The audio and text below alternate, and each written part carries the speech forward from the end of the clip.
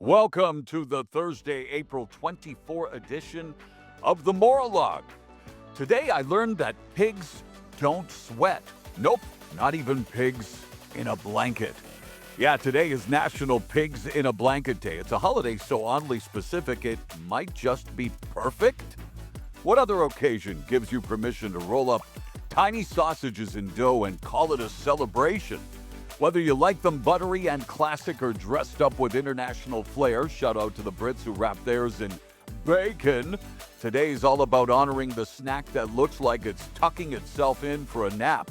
So fire up the oven, get your dipping sauces in formation, and enjoy some culinary comfort that fits in your hand and disappears in one bite.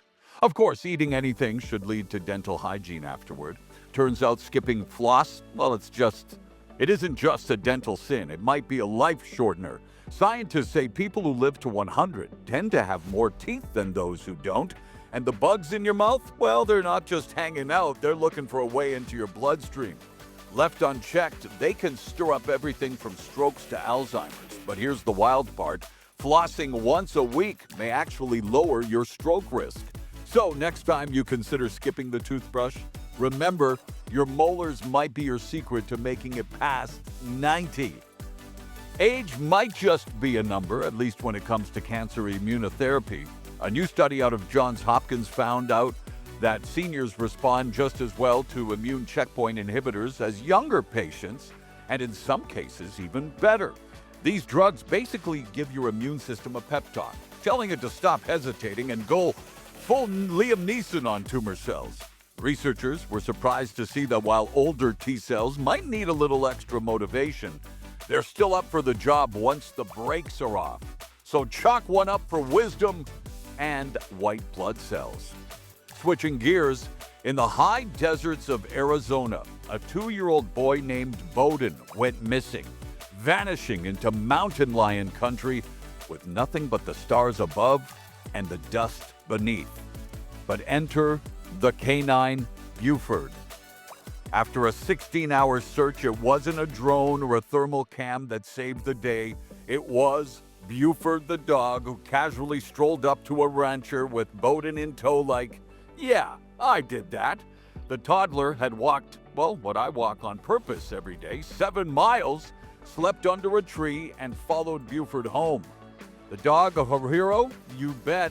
And for the dog, it was just a normal Tuesday, although he did indeed get a steak as a reward. Can you imagine a 2-year-old boy walking 7 miles alone in the desert? But man's best friend turns out to be toddler's best pal as well. It also turns out who's a good boy might be worth about $90,000 a year. According to a new study from the University of Kent in England, our furry companions, well, they're not just cute, they're emotional gold mines. Using a method called the life satisfaction approach, researchers found that the psychological value of having a dog or cat is on par with being married or hanging out with your friends and family once or twice a week. So in economic terms, yeah, that's up to nearly $100,000 in emotional return on investment. As the co-author Adelina Gushwantner put it, if you've got a pet giving you unconditional love every day, why shouldn't that be worth just as much as brunch with your beloved Aunt Carol? Well, most people have warm relationships with their pets, so yes, when your dog betrays you, it stings, and yes, that semi-truck driver definitely deserves a personalized honk. But before you start mentally drafting revenge plots, consider this. Forgiveness might be the ultimate life hack. According to psychologist Everett Worthington, letting go isn't just morally uplifting, it's medically smart. Forgiveness has been shown to reduce anxiety and depression, while boosting well-being, hope, and even your quality of sleep. In other words, forgiveness isn't just a virtue, it's a wellness strategy. So go ahead, release the grudge, and maybe your jaw tension, too. Well, if the moon could flirt, this would be its moment. Early Friday morning, just before sunrise, the sky is throwing us a rare celestial smirk. Venus and Saturn will shine as the eyes, and a crescent moon will curl into a cosmic grin in a triple conjunction worthy of an astrological emoji. No telescope required, just your eyeballs and maybe a decent cup of coffee. NASA's own sky whisperer, Brenda Culbertson, says it'll be visible to the naked eye so long as you've got a clear eastern view. Sunrise selfies? Well, the universe beat you to it.